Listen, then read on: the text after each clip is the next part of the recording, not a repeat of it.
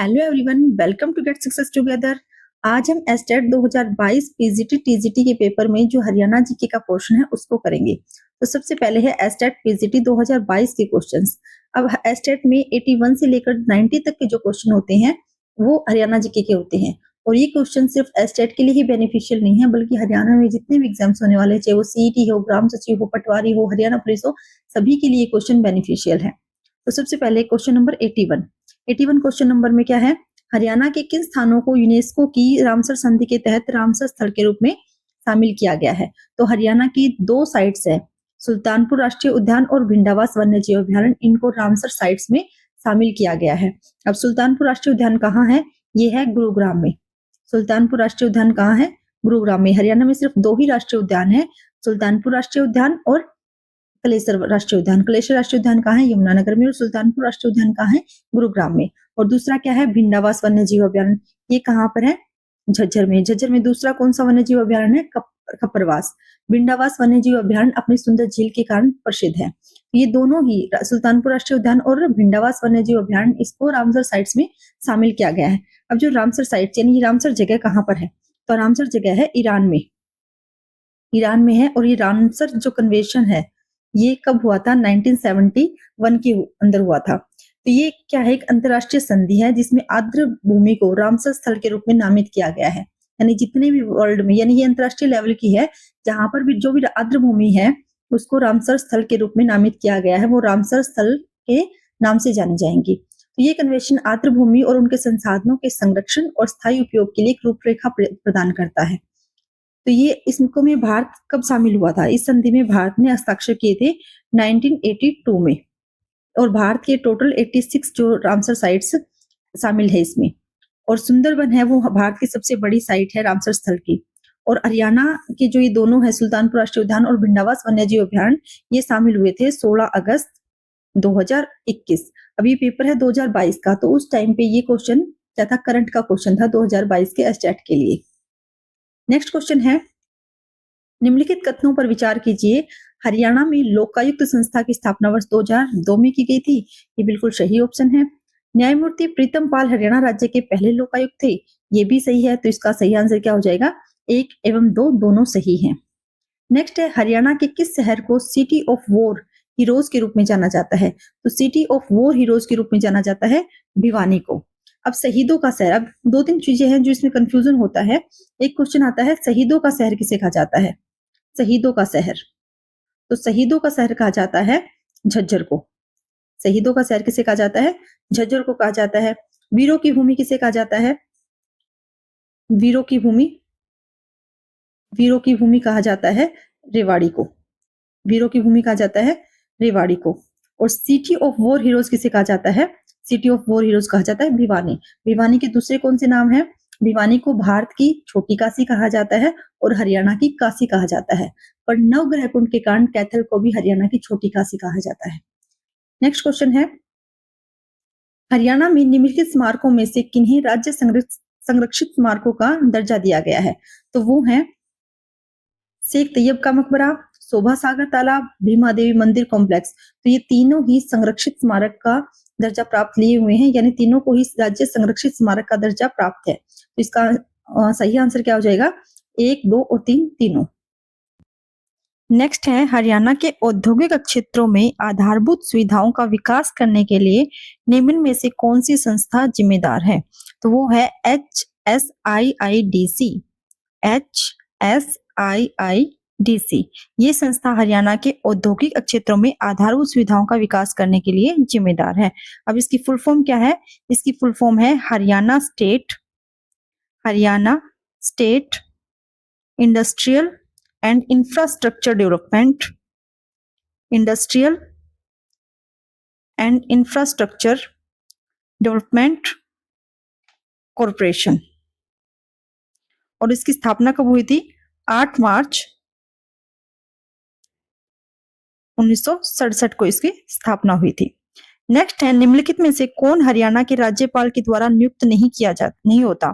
तो वो है हरियाणा के मुख्यमंत्री, पंजाब एवं हरियाणा उच्च न्यायालय का न्यायाधीश, हरियाणा लोक सेवा आयोग का अध्यक्ष, हरियाणा मानवाधिकार आयोग का सदस्य।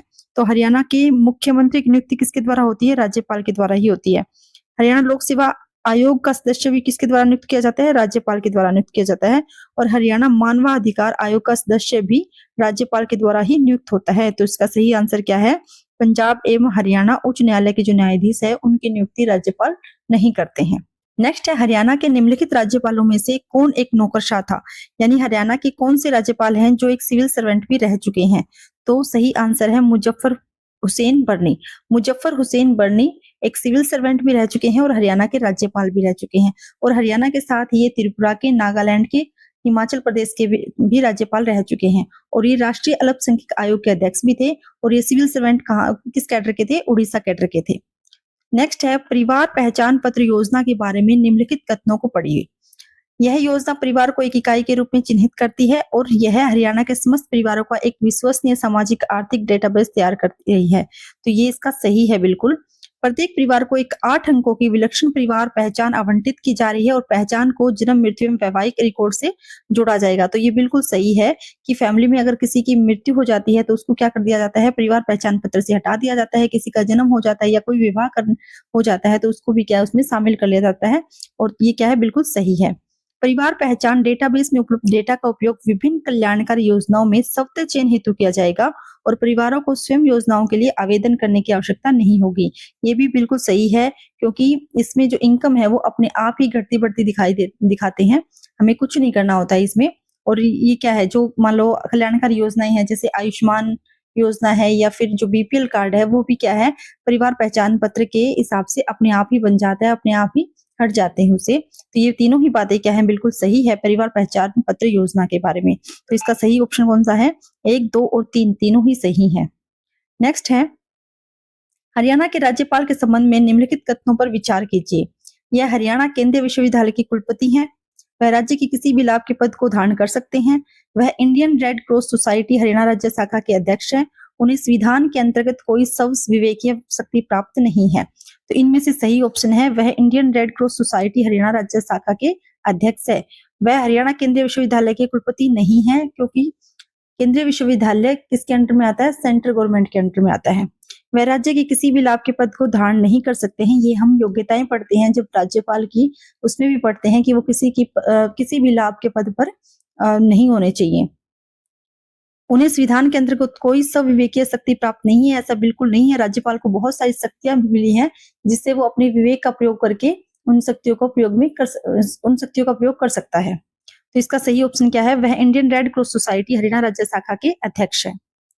तो हरियाणा में लोकसभा और राज्यसभा की सीटें, तो हरियाणा में लोकसभा की सीटें हैं 10 और राज्यसभा की कितनी है? 5 और विधानसभा की कितनी सीटें हैं? 90। तो इसका राइट आंसर क्या है? थर्ड, 10 और 5 यानी लोकसभा की 10 सीटें हैं, राज्यसभा की 5 सीटें हैं और विधानसभा की कितनी सीटें हैं? 90 सीटें हैं। तो ये थे हमारा पीजीटी का पेपर। अब करेंगे हम एचटेट टीजीटी 2022 के क्वेश्चंस। फर्स्ट क्वेश्चन है, वह स्थान जिसका चीनी यात्री युआन च्वांग ने भ्रमण किया और उल्लेख किया। अब चीनी यात्री युआन च्वांग ने भ्रमण किया था और उल्लेख किया था सूग का। ठीक है, इसका क्या था? सूग। इसका राइट आंसर सूग है, कुरुक्षेत्र नहीं है, क्योंकि कुरुक्षेत्र के थानेसर में ह्वेंसवांग आए थे और उन्होंने वहां का थानेसर का वर्णन किया था। पर जो चीनी यात्री युआन च्वांग आए थे वो कहां पर आए थे? यमुनानगर के सूग में आए थे।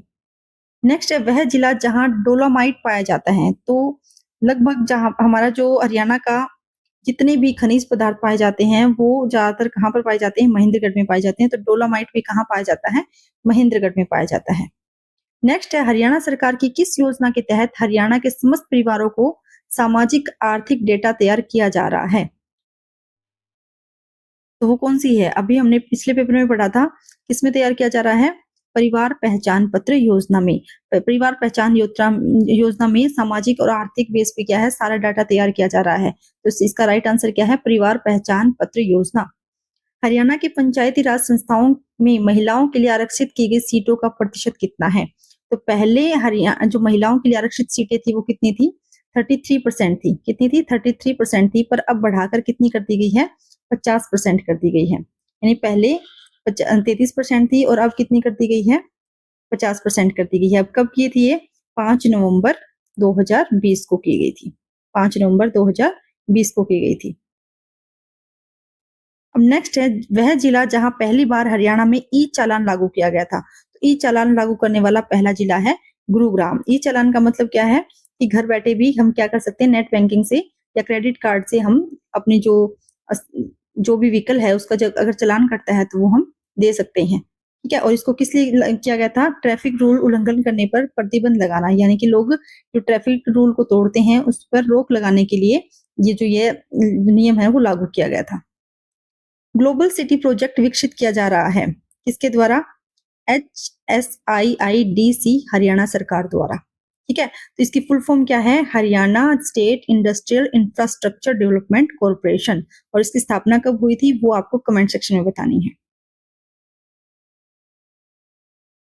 नेक्स्ट है वह अवार्ड जो कि प्रशिक्षण में उत्कृष्टता हेतु हरियाणा राज्य द्वारा खेल प्रशिक्षण को दिया जाता है, प्रशिक्षक को दिया जाता है, वो कौन सा है? यानी जो कोच को मिलता है वो हरियाणा में सबसे जो ऊपर का सबसे जो उत्कृष्ट जो अवार्ड होता है वो कौन सा है? तो हरियाणा में सबसे उत्कृष्ट है वो कौन सा है? गुरु विशिष्ट अवार्ड। ठीक है, और महाराणा प्रताप अवार्ड दिया जाता है खिलाड़ियों को, और विशेषकर ये कहाँ दिया जाता है? भारत में दिया जाता है, खासकर राजस्थान में दिया जाता है। तो हरियाणा में जो उत्कृष्ट प्रशिक्षण के लिए जो अवार्ड दिया जाता है वो कौन सा है? वो है गुरु विशिष्ट अवार्ड। अब क्षेत्रफल की दृष्टि से हरियाणा का भारत में स्थान है 21वां। अब जो लद्दाख अलग केंद्र शासित प्रदेश बना है वो क्या है? लद्दाख हरियाणा से क्षेत्रफल की दृष्टि से ज्यादा है। अगर ओवरऑल देखा जाए केंद्र शासित प्रदेश और सारे जो राज्य हैं उनको मिलाकर तो हरियाणा का स्थान है 21वां। पर अगर सिर्फ राज्यों में देखा जाता है तो हरियाणा का स्थान है 20वां। अब क्षेत्रफल की दृष्टि से लघुत्तम वन्यजीव अभ्यारण्य कौन सा है? तो लघुत्तम वन्यजीव अभ्यारण्य है छिलछिला, और ये कहाँ पर है? कुरुक्षेत्र में है। और सबसे बड़ा वन्यजीव अभ्यारण्य कौन सा है? वो है अबूब शहर। कौन सा है? अबूब शहर। और अबूब शहर कहाँ पर है? सिरसा में है। अबूब शहर कहाँ है? सिरसा में है। हरियाणा में राज्य प्रशासन के विधिक प्रमुख हैं राज्य के मुख्यमंत्री, संभागीय आयुक्त, राज्य के महाधिवक्ता और राज्य के राज्यपाल। तो इसका राइट आंसर क्या है? राज्य के राज्यपाल। आपने देखा होगा कि दोनों ही पेपर में टीजीटी और पीजीटी में 3 से 4 क्वेश्चन राज्यपाल से पूछे गए हैं। तो राज्यपाल अपने आप में एक बहुत इंपॉर्टेंट टॉपिक है। तो राज्यपाल, मुख्यमंत्री, ये जो टॉपिक है दोनों ही टॉपिक हरियाणा के हर एग्जाम के लिए बहुत ज्यादा इंपॉर्टेंट है। तो ये थे हमारे हरियाणा जीके के वो क्वेश्चंस जो कि एस्टेट 2022 के टीजीटी और पीजीटी लेवल में पूछे गए थे। नेक्स्ट वीडियो में हम करेंगे पीआरटी में पूछे गए हरियाणा जीके के क्वेश्चंस। नेक्स्ट वीडियो के लिए जुड़े रहिए गेट सक्सेस टुगेदर के साथ। तब तक के लिए जय हिंद, जय भारत।